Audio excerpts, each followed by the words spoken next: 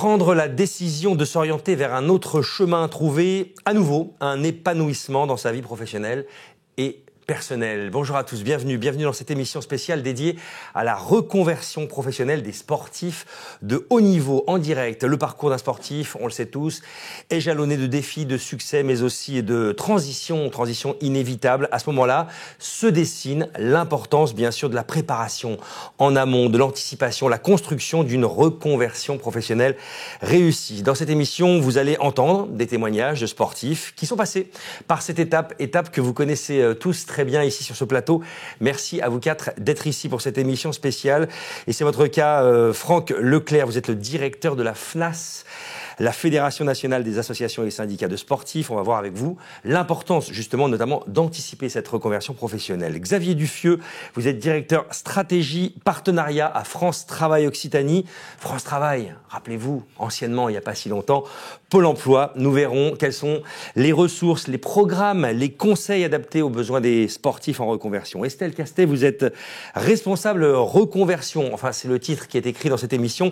Votre vrai titre, c'est responsable ingénierie pédagogie.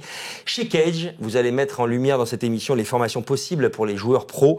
Et Mickaël Lozano, coordinateur chez French Tech à Bordeaux. Ils sont partout, French Tech, en France et dans le monde. On le verra avec vous pour tout comprendre sur la reconversion entrepreneuriale et l'écosystème des startups. Et puis, en fin d'émission, Perrine Gosset viendra nous rejoindre, la directrice du CIC Sud-Ouest. Et vous verrez, le CIC recrute notamment donc des sportifs. Tout au long de cette émission, vous allez pouvoir réagir en direct, poser vos questions, vous qui nous regardez à distance, à côté de votre écran. Vous avez accès à une petite fenêtre où vous pouvez donc en direct envoyer vos questions, envoyer vos commentaires. On va les récupérer en régie et on profitera de la présence de nos invités pour tenter d'y répondre. Xavier Duffieux, en tant que représentant de France Travail, le mot reconversion, on l'entend énormément ces dernières années, ces derniers mois. Contrairement à une époque, peut-être quand on était plus jeune, c'est plus un gros mot. Aujourd'hui, ce mot reconversion a pris tellement de sens. Exactement. Et se reconvertir, ça ne s'invente pas. Ça se construit. Il faut des conseils. Il faut aussi un projet, des envies.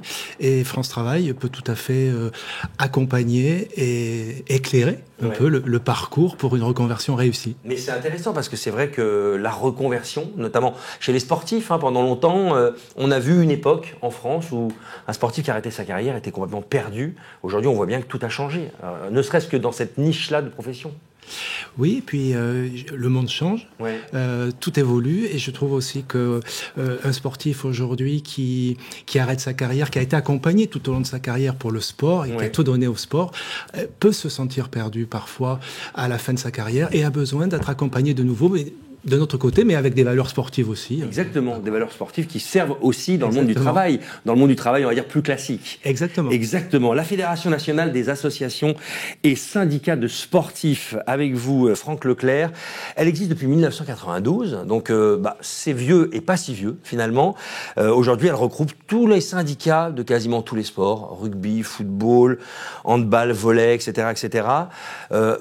L'histoire de la FNAS en quelques minutes, en quelques secondes. Ouais, en quelques secondes. Déjà, le premier président, un Bordelais quand même, Alain Giresse. Mais oui. Donc, c'est pas anodin. Footballeur. Tout à fait. Équipe de France. Épopée 82, 84. Évidemment, on connaît tout ça. Mais clairement, ça a été quelques associations, syndicats de sportifs qui se sont dit à un moment, il faut un moment qu'on s'unisse parce que on a des problématiques communes, alors qui pouvaient être diverses, mais dont une, justement, formation et reconversion. Bien sûr. Il s'est avéré qu'à un moment, il a fallu concrètement se structurer, notamment avec l'arrivée de la Convention collective nationale du sport, parce qu'il nous fallait être capable d'être autour de cette table, de négocier comme les syndicats plus traditionnels que vous connaissez, CGT, Force ouvrière, CFDT. Donc, ce besoin d'exister et qui nous a permis d'être négociateurs de la convention collective avec, comme vous l'avez indiqué, différents membres.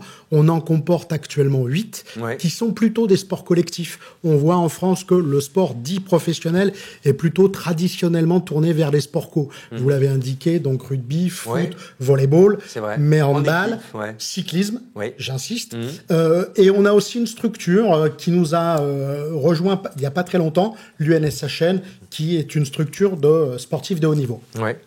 Donc, notre volonté, notamment sur cette problématique-là, a été d'être suffisamment présent et surtout d'essayer d'amener un accompagnement important à travers la convention collective. Et donc, on a été obligé, quelque part, de se plier à des règles législatives parce qu'on est un vrai syndicat. C'est-à-dire, on n'est pas l'association des boulistes du coin de la rue. Là, je tiens à le dire. C'est-à-dire qu'on est un vrai syndicat, on a des vrais statuts. On est un peu, en étant un syndicat très traditionnaliste, mais composé exclusivement de sportifs professionnels. Exactement. Et de sportives professionnelles. Bien sûr. Je tiens à le dire, une activité quand même qui se développe. Donc, truc pas hyper glamour chez les syndicats, c'est qu'on est obligé à un moment, à travers, messieurs, mesdames, dans vos clubs, on vous demande souvent d'aller élire vos représentants du personnel. Allez-y, c'est ce qui nous permet d'exister, de négocier. Sur le terrain. Exactement. Et donc de pouvoir être un acteur de la négociation et est un acteur reconnu par les pouvoirs publics. Exactement, c'est reconnu, la FNAS, et c'est important de le dire. On va voir ce document. Vous nous avez dit, bon, en préparant cette émission, c'est pas un document très glamour, mais il est important parce que même si les sportives et les sportifs nous regardent, c'est grâce à ce document un petit peu sinistre, un petit peu barbare, que derrière il y a des actions sur le terrain parce que c'est ce qu'on appelle la représentativité. Elle vous permet d'être efficace sur le terrain grâce à des actions concrètes derrière tout ça. Ouais, c'est ça. Enfin, sur le slide que vous avez à l'écran, vous avez l'histoire de la convention collective et des partenaires sociaux. Et puis vous pouvez voir que des gens disparaissent au fur et à mesure. Ben, nous, on existe toujours, aux grandes dames de certains grands syndicats, mais on est toujours là. Et clairement, ça nous permet vraiment d'être actifs sur cette thématique qu'est la reconversion. On n'est pas peu fiers d'avoir été capable, avec les autres partenaires sociaux, de changer d'opérateur de compétences et de désigner l'AFDAS. Alors, pareil, assez complexe. Qu'est-ce que c'est qu'un opérateur de compétences? Pour faire simple, c'est ni plus ni moins qu'une banque qui collecte l'ensemble des cotisations de la formation professionnelle et qui verse des bourses pour que les salariés puissent se former. Bon, si l'AFDAS entend ça, ils vont pas être contents, mais globalement, je simplifie. Ça permet de financer un projet de reconversion. Et ça concerne, et l'AFDAS concerne beaucoup de sportifs, parce que beaucoup de sportifs dépendent de l'AFDAS, sur des actions concrètes. Donnez-moi une action, Franck, grâce justement à cette représentativité, grâce à justement ce statut que vous avez aujourd'hui. Alors, concrètement, en tant que partenaire social, on a réussi à faire admettre aux autres partenaires sociaux qu'il nous fallait à un moment essayer de créer un bilan de compétences spécifique. Et donc, on a défini une enveloppe budgétaire où le sportif professionnel peut avoir ce qu'on appelle un appui conseil carrière, faire un bilan pour réfléchir à son futur, pour réfléchir à son futur projet de vie. Nous, on parle énormément de projet de vie et pas forcément de reconversion, parce qu'on considère que dès lors qu'il rentre dans la carrière, faut pas qu'il attende la fin de sa carrière, faut pas qu'il la subisse, au contraire, faut qu'il la prépare. Donc cet appui conseil carrière, on a pu le faire grâce aux partenaires sociaux, grâce à notre OPCO, et parce qu'on existe. On a pu aussi mettre en place, à travers des catalogues de formations qu'on a chez notre opérateur de compétences, des formations spécifiques sur les réseaux sociaux, sur du média training, donc des choses qui touchent les sportifs au plus haut point, puisque les sportifs deviennent, entre parenthèses, des animaux médiatiques. On dirait des animaux, mais des animaux médiatiques. Et la réalité fait qu'il faut essayer, même ne serait-ce que d'avoir la capacité de répondre au quotidien à des journalistes. Donc, on essaye de mettre en œuvre un certain nombre de formations qui servent tout au long de la carrière, mais surtout qui leur permettent à un moment de sortir pour aller dans ce nouveau projet de vie. La reconversion, Franck, c'est aussi, on sait que la plupart des métiers sportifs, souvent la carrière se termine assez jeune, mais c'est aussi le risque de blessure. Ça veut dire que parfois il faut y penser bien avant de vieillir, et même si on ne se blesse pas du tout, même si on est loin d'y penser. Oui, vous avez raison. C'est-à-dire que globalement, on arrive à savoir quand on commence, on ne sait pas quand on s'arrête et on ne sait pas dans quelles conditions on s'arrête. Et on a des traumatismes psychologiques. Il faut vraiment en parler. C'est-à-dire qu'à un moment, lorsque vous vous blessez, vous savez, comme un artiste, un peu simpliste, si je puis dire, excusez du terme un peu trivial, vous êtes à l'écurie. Et est-ce qu'à un moment, vous allez avoir la chance de repartir sur le terrain? Bien sûr, et ça, vous ne le savez jamais, parce que le petit jeune à qui on donne le coup de pouce, qui profite, peut à un moment réellement profiter et à un moment complètement s'épanouir. Donc c'est défendre les intérêts à 100%. des sportifs, la mission d'un syndicat en France et dans le monde. Évidemment. C'est très important. Xavier Duffieux, donc France Travail, vous aussi, vous accompagnez ces sportives, parce que c'est vrai que c'est intéressant, on dit souvent les sportifs, mais il y a énormément de femmes aussi qui derrière changeront de métier. S'inscrire à France Travail dans cette problématique de reconversion, c'est simple? S'inscrire, c'est simple, mais surtout, c'est pourquoi s'inscrire. Parce que c'est surtout l'intérêt de s'inscrire. C'est aussi... Il y a 4 raisons. C'est déjà être accompagné dans son projet. Parce que chaque personne va arriver avec un projet différent. Ça peut être de la formation, ça peut être de l'emploi direct, ça peut être de la création d'entreprise. Donc voilà, c'est bien sûr parler du projet. Ça peut être aussi recevoir des allocations de chômage, être indemnisé. On parlera de la création d'entreprise avec vous, Michael. Être indemnisé si on y a droit, c'est quand même important aussi. C'est pouvoir bénéficier d'aides financières. Et puis bénéficier d'une couverture sociale et maladie. Voilà. Il y a parfois une méconnaissance de ça. Exactement. On profite d'ailleurs de cette émission pour cette raison-là. Les personnes qui, dans le cadre de cette émission spéciale, nous écoutent et nous disent « Ah bon, j'ignorais ». Il y a parfois une méconnaissance alors qu'il existe, comme vous, du côté de la FNAS, mais parfois cette espèce d'inconnu total. Oui, et puis vous avez parlé de simplicité tout à l'heure. Ouais. J'ai envie de dire que pour s'inscrire, c'est en ligne, c'est francetravail.fr. Et puis la personne va avoir, à l'issue de son inscription en ligne, en tout cas, ce qu'il aura pu compléter, on va remplir, en tout cas, va être complété ensuite par le conseiller dans l'agence qui sera la plus proche de son domicile. D'accord. C'est important aussi à dire en termes de déplacement. Voilà. Et il y a notamment donc dans cet accompagnement ce que vous appelez à France Travail le fameux PPAE, le projet, on aime bien en France les acronymes, les SNCF, RATP, PPAE, le projet personnalisé d'accès à l'emploi. Alors derrière ce terme, il y a du concret. Alors, le PPAE, en fait, projet personnalisé d'accès à l'emploi, je retiendrai surtout projet et personnalisé. Bien sûr. C'est comment, à partir de mon histoire, de sportif, mais avant, je vais vers quoi j'ai envie d'aller.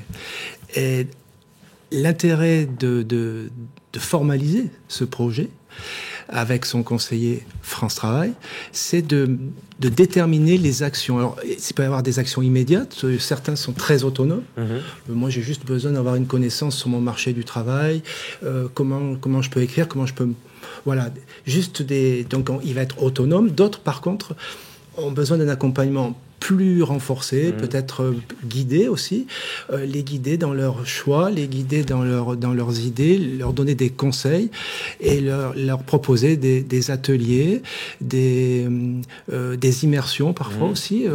Mais c'est voilà, dans un autre monde, dans un autre univers. Mais c'est surtout le fait de dire personnaliser. C'est-à-dire que quelle est ma zone géographique? Quel est le salaire? Bien sûr.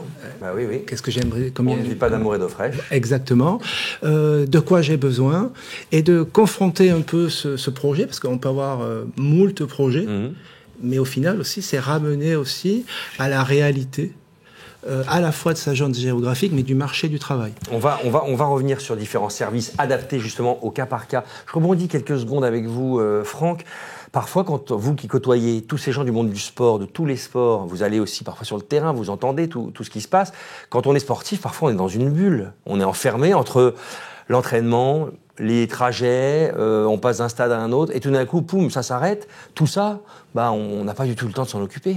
Oui, mais ça vient d'être évoqué, c'est-à-dire qu'à un moment, le sportif a un petit peu du mal à suivre. Et justement, une de nos missions, c'est d'aller travailler avec toutes ces institutions nationales, comme France Travail, comme l'APEC, comme Transition Professionnelle, pour, j'allais dire, débroussailler les outils et pouvoir les mettre à disposition des sportifs. C'est réellement notre objectif, notre volonté.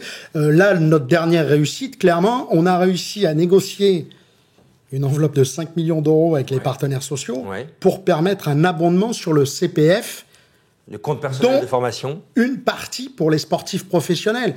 Donc on est super... Donc des sous qui leur permettront de se former sur des métiers précis. Exactement. 5 millions. Et modestement, c'est 8 000 euros d'abondement complémentaire. Ouais. Ça fait beaucoup d'heures de formation. Ce qui est plutôt bien pour justement remettre un pied, comme le disait Xavier, notamment en immersion, par exemple, dans une entreprise. En immersion, justement, France Travail, vous proposez différents services adaptés aux besoins. On va voir un petit schéma. Quels besoins reviennent souvent et quels services proposez-vous? Alors, Dans les besoins, alors souvent c'est l'accès direct aussi à l'emploi, mais s'agissant de sportifs qui sont en plus en reconversion, on peut aussi travailler sur la formation. Oui. Quel est mon projet de formation? Est-ce que mon projet de formation est viable? Quelle est l'offre de formation sur ma zone géographique? Oui. Est-ce que j'ai le niveau pour y accéder? Ça aussi, c'est tout ça se travaille avec son conseiller. On en parle, là, on est autour de la table. Il y a aussi avec les partenaires, on fait notre rôle d'intermédiation. Il y a certes vers l'entreprise, mais aussi avec les partenaires avec qui on peut travailler, en tout cas, avec lesquels on peut construire un parcours qui soit gagnant-gagnant, à la fois pour nous, parce qu'on est peut-être la seule entreprise où on est content de voir les gens partir, du coup, puisque ça veut dire qu'ils ont trouvé... Attention, France Travail, il faut rendre des comptes. Il y a un président de la République, il y a un ministre du Travail.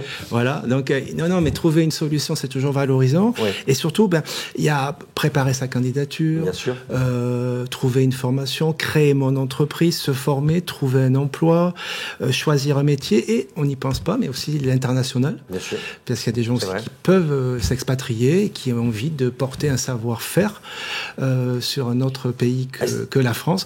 Et on a des conseillers dédiés à l'international qui peuvent accompagner à la fois au départ, mais aussi au retour. Ouais. Comment je prépare mon retour de la meilleure manière possible. Vous avez en tête des besoins précis ou des métiers qui reviennent souvent dans le monde du travail, dans le monde du sport?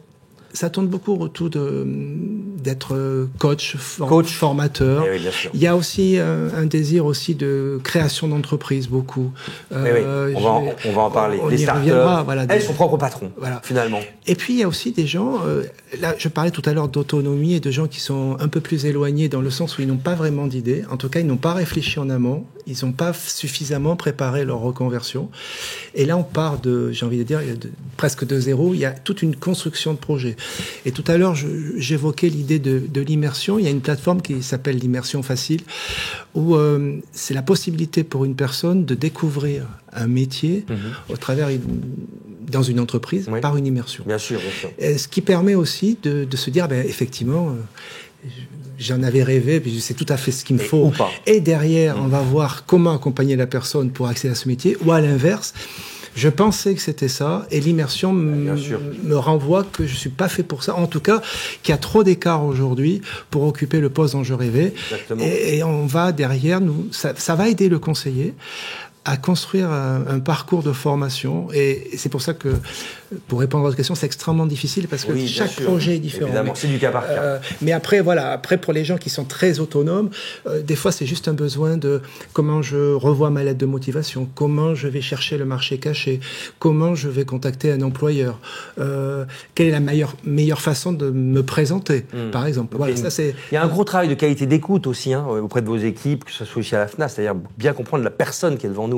C'est une écoute active. C'est une écoute active, c'est ça, c'est très important. Un petit mot sur le service en ligne, on vous en avait parlé tout à l'heure, rapidement, il y a aussi un petit visuel là-dessus, mais le service en ligne, en quelques clics, on a déjà accès. FranceTravail.fr, c'est l'incontournable. Déjà pour s'inscrire, mais pour trouver toutes les informations autour de tous les services que je viens de dénoncer. Il y a aussi l'Emploi Store, extrêmement important, puisqu'on va trouver des applications qui vont aider les personnes à, certes, trouver une formation, mais aussi regarder pour leur entreprise, pour la création d'entreprise, pour peut-être aussi faire un point sur leurs compétences. Voilà, donc il y a plein d'applis qui sont extrêmement utiles et parfois ludiques aussi, qui permettent aussi, qui sont accessibles facilement. Mes aides France Travail, ça je crois qu'il faut en parler. Dans le sens, alors il y a un site, je vais pas. Non, pas énumérer tous les sites, mais énumérer toutes les aides possibles. Mais on parlait tout à l'heure de la nécessité de s'inscrire aussi, c'est accéder aussi aux aides. Je dois changer de département. Est-ce que mon déménagement est pris en charge? Est-ce que j'ai une aide pour me déplacer? C'est du concret dans la vie quotidienne. Est-ce que j'ai une aide pour me loger? Parfois, on parle d'emploi saisonnier. Parmi les sportifs, je pense entre autres pour le ski, parfois, des gens qui sont éducateurs sportifs. Les clubs de surf l'été, etc. Voilà, se loger, alors on connaît, se loger sur la côte l'été, Oui, oui. Voilà. Oui, on connaît bien. Et il y a une plateforme. Les jobs d'été, les jeunes ont du mal, mais il n'y a pas que. Mais il y a une plateforme qui peut aider, en tout cas, où il y a des partenaires qui jouent le jeu et qui mettent en ligne aussi des offres d'hébergement qui peuvent aider aussi les personnes. Donc, ce site est important à être vu. Et puis, voilà, donc les applications mobiles que l'on peut avoir sur son téléphone. Voilà. La connexion qui nous permet d'avancer. Vous continuez à réagir en direct, si vous nous regardez à distance. Envoyez vos questions, vos remarques, on les prendra à la fin de cette émission. Lui aussi, il a été une grande star du rugby, ici en France et dans le sud-ouest. 37 sélections en équipe de France, 2 grands chelems, 3 tournois à destination, 3 boucliers de Brennus, ici en Nouvelle-Aquitaine. Thomas Lièvremont a fait un très beau chemin en tant que sportif de haut niveau. Et puis un jour, il a suivi le chemin de la reconversion. Regarde.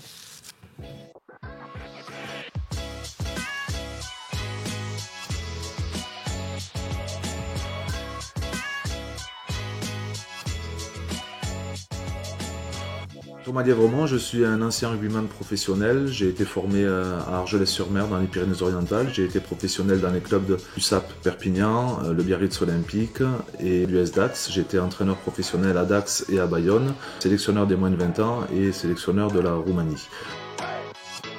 J'ai eu plusieurs expériences professionnelles à l'arrêt de ma carrière de joueur. J'ai d'abord été manager d'un club. J'ai géré l'US Dax pendant 2 ans, club professionnel. Puis j'ai été entraîneur de Bayonne pendant 1 an et demi, club de top 14. Et ensuite, j'ai été à la fois gérant d'un spa, propriétaire d'un restaurant. Et depuis 4 ans, je suis à la tête d'Adiasport, une société qui produit des statistiques dans le monde du rugby. Le rugby est passé professionnel en 1996 en France. J'ai été le premier à signer un contrat professionnel dans le rugby français. Mais en amont, j'ai eu la chance de faire des études à ma fac de Perpignan, une licence. J'étais professionnel, j'ai passé un master ici à la fac de Bayonne. En même temps, j'ai tout au long de ma carrière passé des formations, justement pour ne pas dépendre que du rugby et pour préparer ma reconversion. Lorsque vous êtes joueur professionnel, vous savez pourquoi vous vous levez, quand vous vous levez, tout est rythmé et vous faites partie d'un collectif qui berce et qui régule votre quotidien. Et lorsque votre contrat de travail s'arrête, on se retrouve un peu seul et on manque d'un cadre.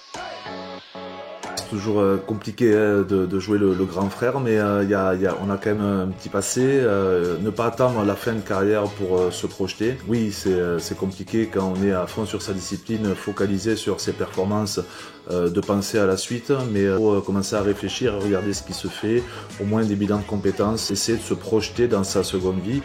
Ça évite pas mal de problèmes par la suite. Les ligues et les fédérations sont censées accompagner le sportif dans ses démarches et proposer des dispositifs, mais les mieux placés sont quand même les syndicats des joueurs qui eux, œuvrent au quotidien justement sur ce projet de reconversion. Thomas Lièvremont, les propos de Thomas Lièvremont ont été adoubés à 100% par les invités de ce plateau sur tout ce que l'on a entendu. Bien sûr, ça appuie évidemment les propos déjà de ce que l'on vient de dire. Vous avez remarqué le fond d'écran de ce sportif. C'était une photo de Brad Pitt dans le film Le Stratège, c'est ça ? Michael a retrouvé le film pendant la diffusion. Et ça parle d'un type, justement, je crois, qui est dans les statistiques et qui va se nourrir de tout ça sur des terrains de baseball. Et c'est un peu le métier aujourd'hui, vous me disiez, Franck, de Thomas Lièvremont. Merci Estelle Castet d'être là. Donc, vous représentez l'école Cage, classée 18e meilleure école sur la scène internationale et 5e meilleure école française. Bravo. C'est dire si sur place, on sait former les gens de tous âges, de tous bords, de tout métier. Et on le voit, un beau bébé comme ce champion, cet immense champion de rugby, a changé de vie, la reconversion, retourner à l'école, refaire une formation aujourd'hui. C'est pas grave, c'est bien même. Oui, c'est plutôt bien. Alors déjà, peut-être pourquoi retourner à l'école ? C'est vrai qu'en France, lorsqu'on cherche un emploi, le diplôme a encore beaucoup sa place par rapport à d'autres pays. Donc c'est vrai que venir chercher un diplôme complet, ça peut aider dans la reprise, en tout cas, d'emploi. Le deuxième point aussi, qui est assez important, c'est que finalement, dans leur carrière de sportif, ils n'ont pas nécessairement les codes de l'entreprise, quoi. Donc, en dehors d'aller chercher une expertise métier, un nouveau métier en fait. Voilà, les codes de l'entreprise et l'acculturation à l'environnement de l'entreprise est important. Et puis le troisième point, c'est le réseau. C'est-à-dire que quand on a un métier bien spécifique en tête, le fait d'avoir une formation spécifique avec des acteurs derrière et des entreprises, ça aide forcément. Alors pour cela, si on décide donc de tenter l'aventure, d'être formé avec vos équipes, il y a évidemment plusieurs étapes. Oui. Donc la première, c'est déjà l'identification du projet. Donc pour ça, on peut commencer par aller voir son syndicat de joueurs. Donc voilà. Allô, la FNAS. Voilà. Ou aller voir tout simplement son club, parce que il peut y avoir déjà des dispositifs ou des partenariats d'accompagnement bien spécifiques qui sont mis en place déjà avec des écoles, des universités. Voilà. Donc Kedge par exemple a un partenariat avec Proval, voilà, pour tout ce qui est accompagnement des rugbyman en reconversion. Où on a un parcours bien spécifique qui est prévu, par exemple, sur l'univers du vin. Mais Proval travaille aussi avec d'autres écoles sur des programmes en immobilier, voilà, des programmes en vente. Oui, parce que vous avez en effet un programme Kedge Bachelor spécialisation vin. Exactement. Qui marche beaucoup et qui attire pas mal de sportifs, ce que j'ai compris. Du coup, c'est complètement adapté en fait à l'environnement et la carrière en fait du sportif. Donc, c'est un diplôme qui est à 30% déjà dédié à la spécialité qu'ils recherchent. Donc là, c'est le vin. On les voit à 3 reprises dans l'année en présentiel. Et tout le reste, en fait, ça se fait à distance. En distance. Donc ça dure à peu près 1 an. Et sur 1 an, il y a quelques jours réellement ensemble. 6 jours au total. Voilà, 6 jours sur l'année dans une des écoles Kedge. Exactement. Et le reste se fait là où les gens... Oui, ça se fait de 18h à 20h le lundi soir et le mardi soir. Après les entraînements, voilà, dans des temps qui sont idéaux pour eux. On est vraiment dans l'anticipation là. On est toujours sportif, mais attention, on sait que la suite approche, ou en tout cas se prépare. Très important. Alors pour cela, ce qui est important aujourd'hui, Estelle Castet, c'est d'identifier ce que l'on veut faire. Quelle formation? C'est important ça. Oui, exactement. Voilà, c'est ce que je disais. Une fois qu'on a son projet bien clair en tête, après, on se rapproche des organismes de financement pour justement voir comment est-ce qu'on fait pour pouvoir financer cette formation-là. Ce financement, il est très important. On va le voir sur un document, je crois. Mais le financement, c'est une vraie question. J'imagine que tous les sportifs ou tous les gens que vous croisez disent « Ok, moi ça me plairait, mais comment je paye ça? Comment je me finance ?» Exactement. Mais déjà, ça va dépendre de votre statut. On a France Travail qui est là, donc voilà, on parle de reconversion, mais si déjà, comme on disait, il y a une blessure ou quelque chose qui stoppe la carrière et que la personne est inscrite à France Travail, à ce moment-là, France Travail est déjà un premier levier de financement du coup de son projet. Après, c'est si jamais on est statut salarié, alors là, salarié du coup d'un club, à ce moment-là, comme tout salarié de n'importe quelle structure, n'importe quelle entreprise, on va cotiser pour ce qu'on appelle notre CPF, notre compte personnel de formation, on a parlé tout à l'heure, voilà. On cotise environ 500 € par an, et donc du coup, on peut mobiliser ce montant-là pour pouvoir financer une formation. Le troisième, c'est l'OPCO. Donc, on en a parlé tout à l'heure avec l'AFDAS. Donc, l'OPCO, c'est la banque, comme disait Franck, financeur des projets dans un secteur d'activité spécifique. C'est le sport. Donc, l'OPCO du sport, c'est l'AFDAS. Donc là, c'est plutôt l'employeur qui va faire la démarche, donc le club, pour aller chercher des financements. Ensuite, on a le CAR. Donc là, c'est la commission d'aide à la reconversion. Donc là, c'est plutôt dans les ligues, pour le coup, où on peut aussi avoir des subventions. Donc, ça va dépendre toutes les ligues sportives ne le font pas nécessairement, ça dépend des priorités, mais c'est aussi un moyen de financer. Et le dernier, c'est Transition Pro. On en a parlé aussi tout à l'heure. Donc là, pour le coup, c'est plutôt les associations régionales qui vont venir, pouvoir financer. Donc, on peut cumuler plusieurs types de financement. On peut avoir un financement CPF, un financement de Transition Pro. Voilà. Mais c'est très intéressant ce que vous dites parce que cette émission, il faut presque envoyer le replay à toutes les personnes qu'on peut connaître autour de nous. Mais blague à part, parce que on donne beaucoup d'informations sur cette émission qui est assez courte et en vous écoutant, on se dit mais il y a beaucoup d'aides, il y a beaucoup de structures, il y a beaucoup de moyens, il y a beaucoup de réseaux. C'est quand même pas rien. On a cette chance-là. La France est vraiment à la pointe pour ça. Franck, il dodeline de la tête. Je pense par rapport à d'autres pays. Oui, mais Ça va jamais parfaitement. Non, il y a beaucoup de modalités, mais c'est le principe de la France. Il y a toujours beaucoup d'exclusions. Ben oui. Et du coup, on est tout le temps dans du sur-mesure. Et malheureusement, ça n'est pas si simple. Bien sûr. D'où le fait d'aller se rapprocher, justement, en tant que sportif, en tant que représentant de sportifs, de vos syndicats. Ouais.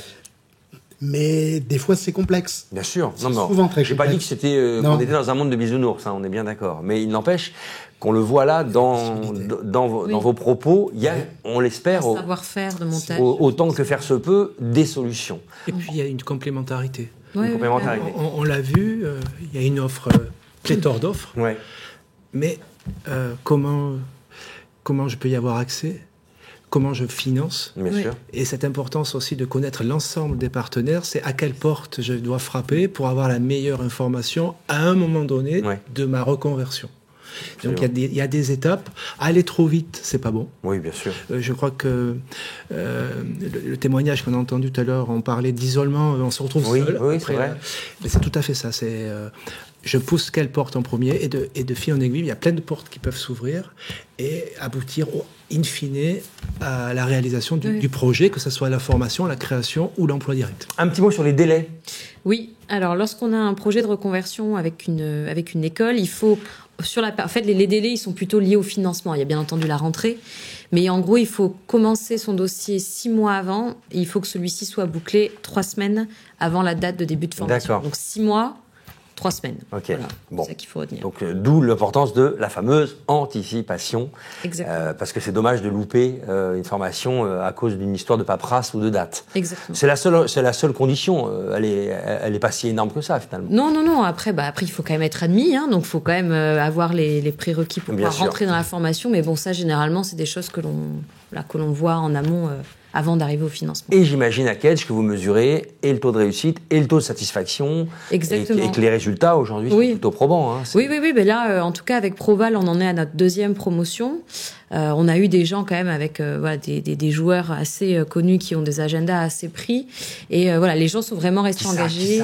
Qui ça Des noms. On a eu Kamisha, Yannick Tarit, du Racing. On a une femme cette année. On a Axel Berthoumieux, qui est dans l'équipe 15 de France féminine quand même. D'accord. Et on a François Cross là pour cette année aussi qui est avec Axel dans la promotion. Donc voilà. Et donc tout le monde a été diplômé l'année dernière. Cette année, on a repris une promotion à environ, je crois, 16 ou 17 personnes. Donc voilà, tous les ans ça grossit, donc c'est plutôt bien. Eh ben, tant mieux, des élèves brillants après avoir brillé sur le terrain. La reconversion entrepreneuriale, l'écosystème des startups, on en parle avec vous, Michael Lozano, grâce à French Tech. Alors, vous représentez French Tech Bordeaux. C'est facile, parce que si vous regardez bien sur l'image, Michael, il a même une veste, c'est écrit dessus. French Tech Bordeaux, c'est quoi ? Alors, c'est une association à but non lucratif qui fédère tous les acteurs de l'innovation, les startups, on le disait à l'instant, mais aussi les PME, les ETI, les grands groupes, les acteurs du financement, les acteurs de la recherche, et finalement toutes celles et tous ceux qui gravitent dans cet univers de l'innovation. Ouais. On touche d'ailleurs à toutes les facettes de l'innovation, technique, technologique, d'usage, de procédés, ce qui veut dire que le matin, on va travailler avec des acteurs qui vont faire des lanceurs spatiaux. À midi, on va travailler avec des gens qui travaillent dans l'agriculture de précision. Ah ouais. Et puis l'après-midi, ça peut être du numérique, par exemple, ou encore plein d'autres choses. Ah, en effet. À French Tech Bordeaux, on regroupe donc un petit peu plus de 800 entreprises adhérentes, ce qui fait 32 000 emplois à peu près. C'est autant que la filière aéronautique, spatiale, défense, par exemple, sur la métropole bordelaise. D'accord. Notre objectif, il est assez simple, c'est de fournir des outils et des services concrets qu'on met à la disposition des créateurs d'entreprises et puis des entreprises un petit peu plus matures aussi. Et donc, on est composé évidemment de permanents, j'en fais partie. Ouais. On a des entrepreneurs bénévoles qui pilotent l'association, qui la mettent sur les rails. Vous êtes partout, on parle de Bordeaux, mais vous êtes presque 600, c'est ça, en France ? Alors, pas autant quand même. Alors, pas de panique, effectivement, si vous n'êtes pas à Bordeaux, puisqu'on est présent un peu partout en France, on est aussi présent un petit peu partout à l'international. Ouais. Il y a plus de 60 associations qui sont... Ah oui, j'ai mis 600, moi, j'ai mis un zéro de trop sur ma fiche. Mais 60, c'est déjà bien. C'est déjà pas mal. On a 60 associations qui sont présentes en France, un petit peu partout d'ailleurs. Il y a des capitales et des communautés, c'est un petit peu un jargon, on va pas rentrer forcément trop dans les détails, mais c'est des degrés de maturité de ces écosystèmes qui sont un petit peu différents. Et puis, on a aussi une 60aine d'associations qui sont présentes à l'international. On est sur tous les continents et c'est des points d'appui qui sont hyper précieux si vous avez envie de créez votre entreprise à l'international ou vous avez envie de la développer là-bas, tout simplement. C'est intéressant, Michael, parce qu'on est l'un des pays au monde qui comptons le plus d'associations. On est 13 associations en France. Là, vous êtes présents, plus de 60 en France et partout dans le monde. C'est dire si ces structures-là, elles ont du sens pour atteindre les gens sur tous les territoires. C'est une constellation qui fonctionne en réseau. Et aujourd'hui, alors si on fait un petit focus sur la Nouvelle-Aquitaine, par exemple, vous avez Bordeaux, mais vous avez aussi d'autres associations un petit peu partout sur le territoire. On est présent dans tous les départements quasiment. Et on sert de point d'appui justement pour aider tous les porteurs de projets innovants. Alors vous avez des priorités ? Forcément. On va dire qu'il y en a 3 grandes. Tout ce qui est emploi et talent. Donc on aide les créateurs d'entreprises à créer cette fameuse boîte innovante. On va appeler les startups, même si c'est devenu un mot un petit peu valise aujourd'hui. On aide les startups à recruter des profils aussi. Et d'ailleurs, les profils sportifs sont hyper appréciés. Et à la recherche, plein de compétences, plein d'outils. Ouais, il y a plein de startups qui recherchent de la main-d'œuvre, qui recherchent du monde. Absolument. Et contrairement à l'image un petit peu d'Épinal qu'on peut avoir, elles ne cherchent pas que des profils technologiques. Typiquement, des bons vendeurs, c'est un enfer à recruter actuellement. Donc, c'est des profils qui sont vraiment très, très demandés. On travaille avec les écoles. À Bordeaux, par exemple, on a plus de 40 écoles partenaires.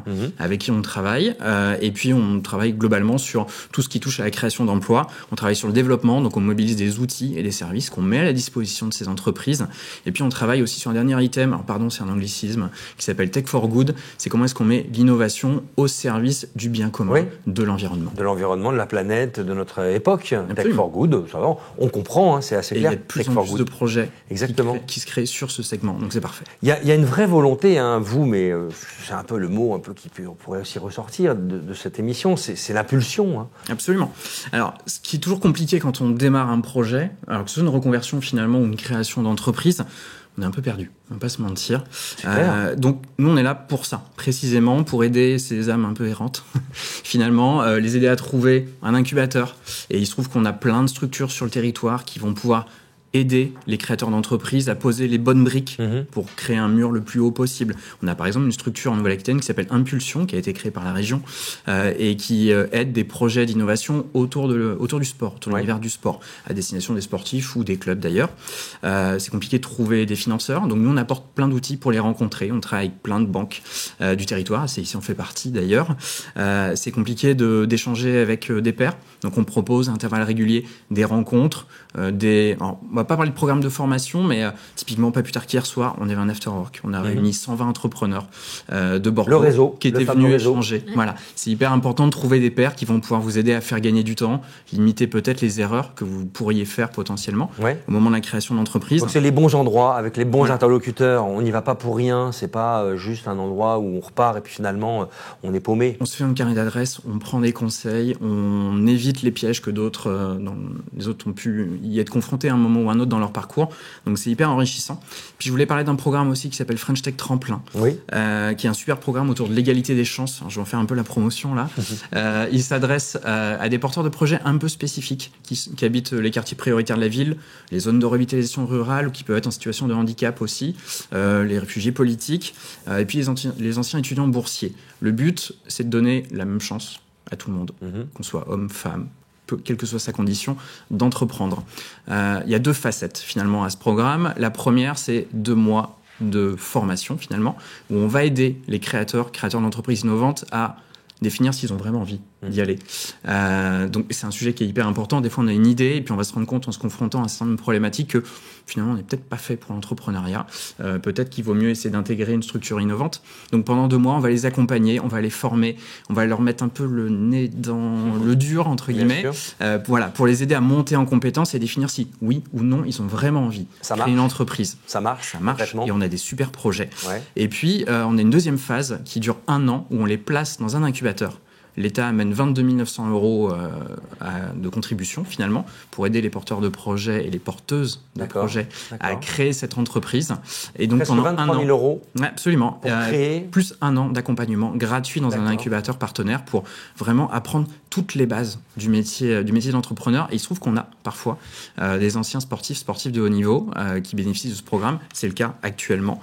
On a un porteur de projet qui a candidaté, qui a été retenu, qui a été 7 fois champion du monde dans sa discipline sportive. Je vais garder son nom parce que... 7 fois champion du monde dans 7 fois champion du monde. On était dans le roller de vitesse, pour être très précis. Il se trouve qu'il était au RSA. parce que ça payait pas tant que ça finalement d'être 7 fois champion du monde. Tapez sur Google, je vais le trouver. Champion 7 fois du monde en roller. Problème. Et il a monté sa start-up. Et il monte sa start-up, il a bénéficié de ce programme et aujourd'hui il démarre, il est prêt. Waouh, c'est génial. Voilà une bonne nouvelle. En effet, c'est du concret. Et un job dating se prépare le 19 juin à Bordeaux. Alors absolument. Alors si vous n'êtes pas à Bordeaux, c'est pas grave, évidemment. Il y a des job dating un peu partout en France et vous pouvez aller sur le site de la Mission Nationale French Tech, vous trouverez tous les contacts utiles. À Bordeaux, effectivement, le 19 juin, on a un gros job dating. On a 100 startups qui recrutent. On attend plus de 1000 candidats. Venez avec votre CV et venez rencontrer les entreprises qui recrutent. Très bien. Si vous êtes sportif, notamment. En voilà un de sportif également. Il a passé beaucoup de temps de sa vie dans l'eau. Jean-Baptiste Favry, aujourd'hui, changement de vie, changement de métier. Il travaille pour le CIC. Regardez.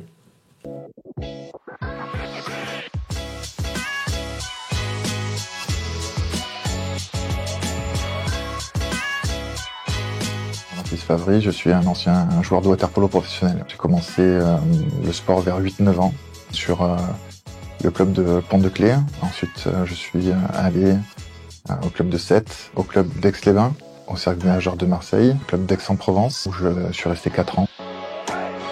Aujourd'hui, je suis chargé d'affaires professionnelles. Je m'occupe des artisans, des commerçants, des petites PME. Je suis avec eux pour les aider en fait soit à la création de l'entreprise, soit à développer leur entreprise, soit à protéger leur entreprise.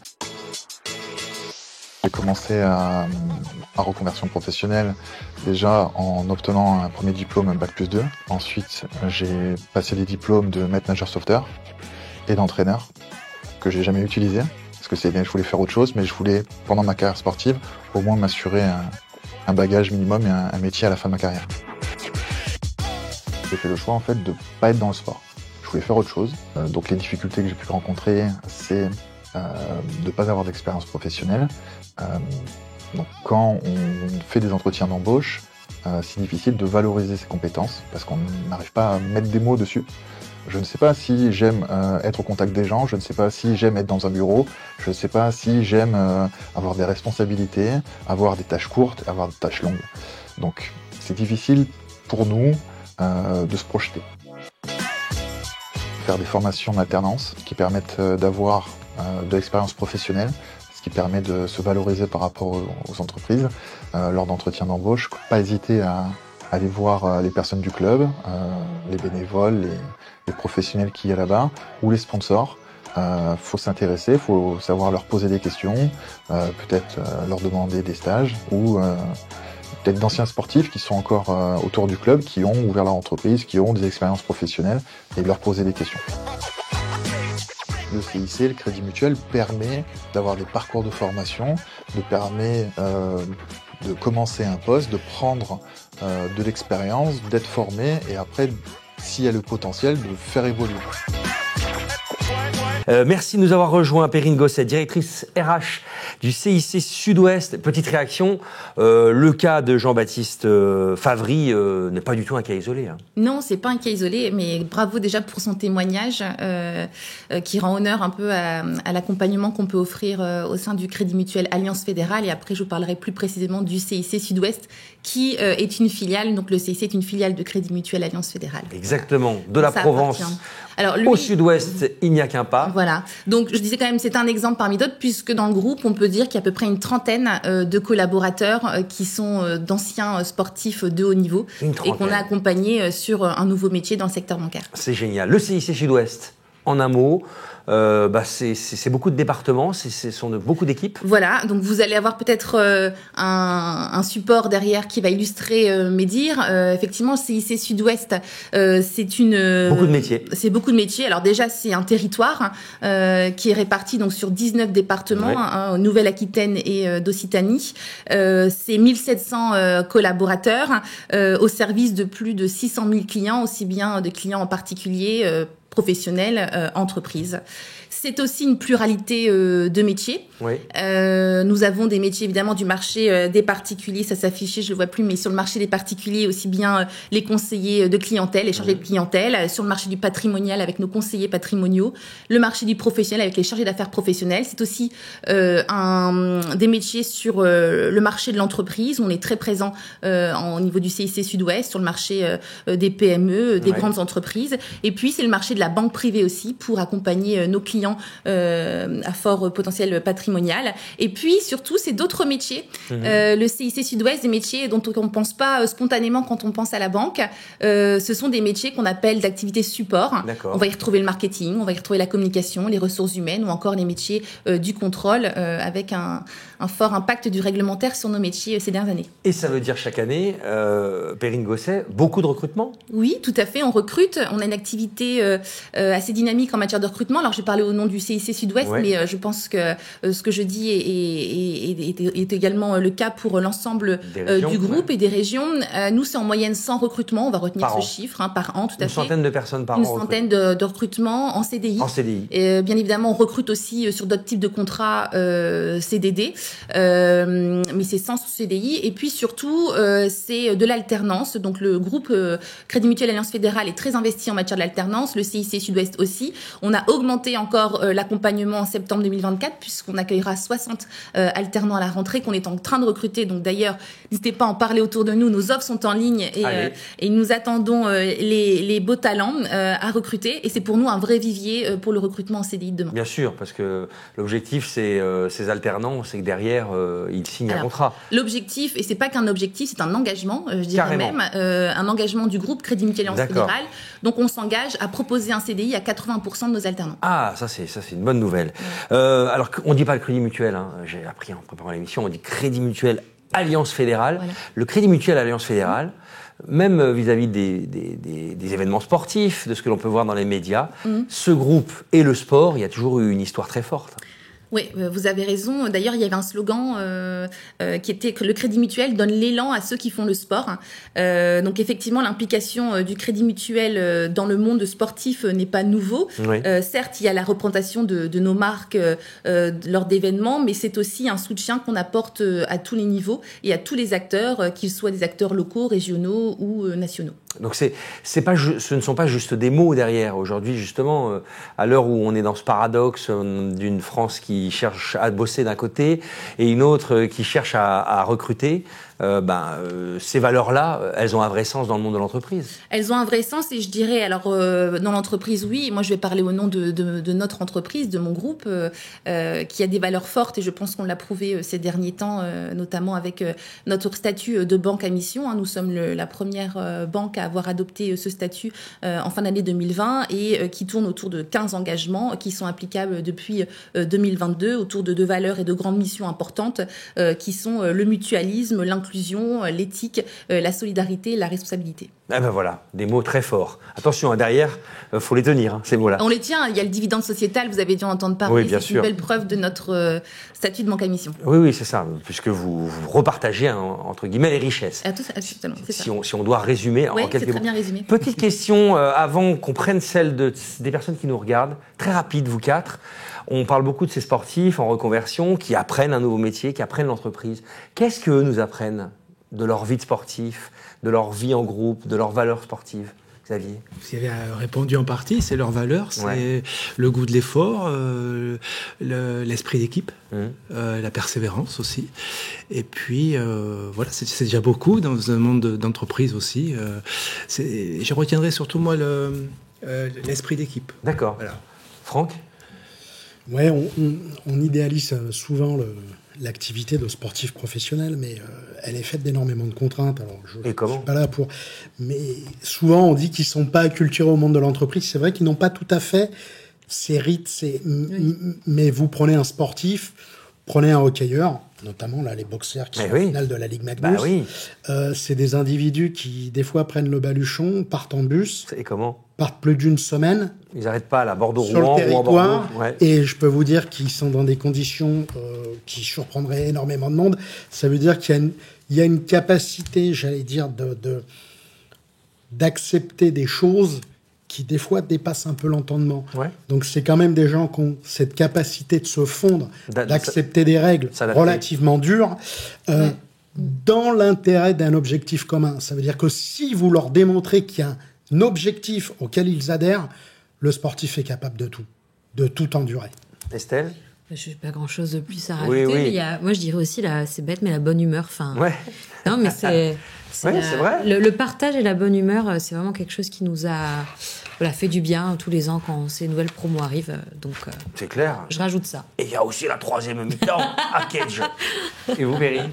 Alors moi, je pense qu'il représente un excellent exemple pour nos collaborateurs, en fait, qui ont plus de parcours, je dirais, commun. C'est en termes de gestion de carrière et d'être acteur de leur carrière. C'est ce qu'on dit souvent à nos collaborateurs. Soyez acteurs de leur carrière, de votre carrière, avec l'accompagnement RH effectivement adapté. Mais pour autant, le sportif, il a une fin de carrière qui est inéluctable. Il doit préparer, il doit anticiper. Et ce qu'on dit à nos collaborateurs, c'est que votre métier peut se transformer, vos activités se transforment, et il faut aussi préparer votre employabilité chez nous sur d'autres métiers, mais se projeter. Donc je pense que c'est un bel exemple sur lequel on peut s'appuyer. Allez, il est temps maintenant d'écouter vos questions, vos réponses et nos réponses.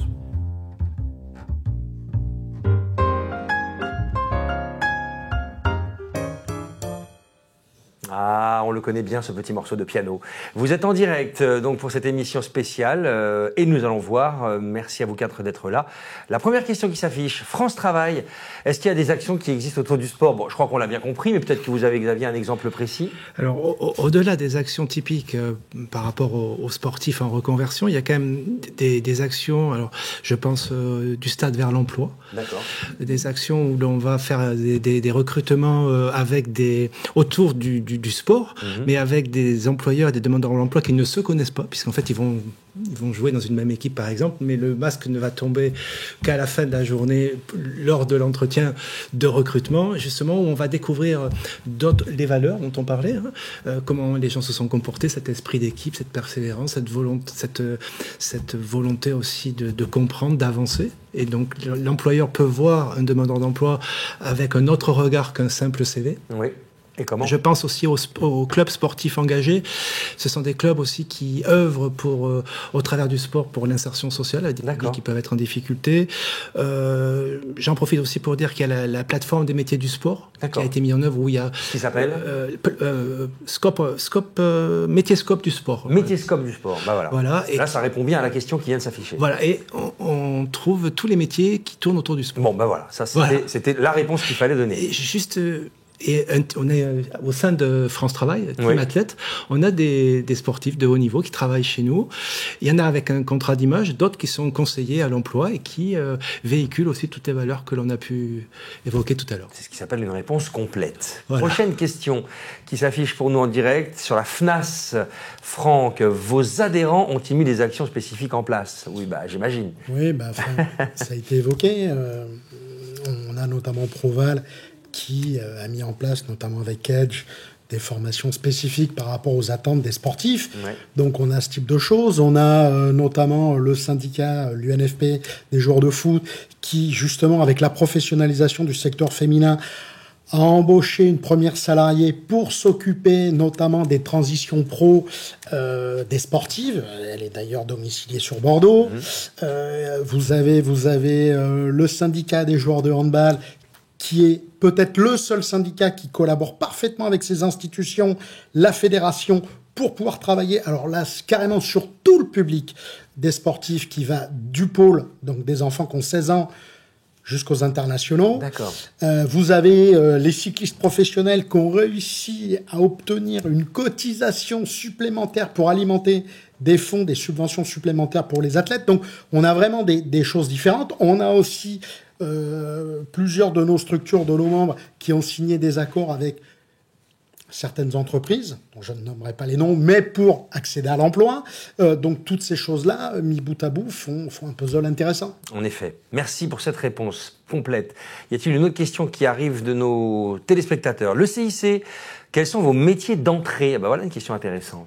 Alors, on recrute sur tous les métiers. Après, il est certain que quand on démarre, généralement, on démarre plutôt sur un métier, je parle plutôt sur le réseau, donc dans nos agences, si je prends les termes que tout le monde connaît. Donc, sur des métiers de conseiller, de clientèle particulier, qui est le premier niveau. Bien évidemment, c'est un métier d'entrée. L'objectif, c'est aussi de travailler avec vous votre projection de carrière et de mettre en place un parcours. Et grâce à nos parcours de formation, vraiment de qualité. Je pense qu'on peut le dire au sein du groupe. On peut avoir des mobilités assez intéressantes, et c'est le cas de Jean-Baptiste qui disait qu'aujourd'hui il évoluait sur le marché du professionnel grâce à un parcours qu'il a pu suivre en interne. Mais c'est intéressant ce métier d'entrée où on est conseiller et on va être face au public, aux gens, vous et moi. Ça veut dire être hyper dans l'écoute et dans la réalité de la vie de chacune et de chacun. Ouais.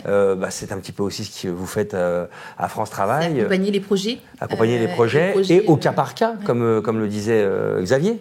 Exactement. Donc c'est pas rien, parce qu'il y a ce vrai travail d'écoute qui me semble très important dans tout ce que vous venez de dire dans cette émission. Vous devez le ressentir. La formation a beau être la même pour tous à Cage, à l'intérieur, il y a du cas par cas. Chacun arrive avec son histoire. Oui, après, en fait, aussi, on s'adapte aussi au niveau des différentes personnes. Et puis, ils ont aussi un accompagnement individuel qui est prévu dans tous les cas, nous, dans chacune des formations. Cet accompagnement individuel, c'est quoi ? On écoute vraiment tout ce qui s'est passé avant ? Oui, mais après, c'est même un accompagnement individuel sur le développement personnel de la personne tout au long, finalement, de l'année scolaire. Ils ont en fait un coach qui est attitré, et qui va faire des points réguliers avec eux tout au long de l'année, quoi. Ouais. Donc, je voudrais rebondir aussi sur cette notion d'acteur, parce qu'il y a un grand principe de l'orientation, c'est faire un retour sur sa vie pour devenir acteur de son devenir. Et on y est en plein dedans, c'est de faire un retour sur sa vie sportive. Qu'est-ce que j'ai développé comme compétences et qu'est-ce que je peux en faire aujourd'hui ? Et c'est ça qui est intéressant, c'est le travail de s'appuyer sur ces compétences-là pour l'amener à les développer encore plus et en acquérir de nouvelles. On n'est pas chez le psy, mais mine de rien, il y a quand même une vraie réflexion sur soi-même, quoi. Ouais, j'ose rebondir. Je me souviens, moi, d'un joueur de handball d'origine serbe, et puis on sentait que c'était la fin, et on a voulu travailler avec lui. Il dit mais je sais rien faire. Et je lui dis, tu sais rien faire.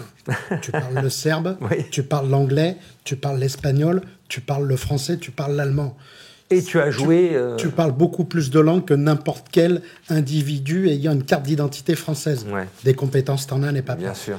Mais c'est vrai qu'il faut être capable d'aller les aider, d'aller les chercher. Ce travail d'accompagnement, il est hyper important. Hyper important.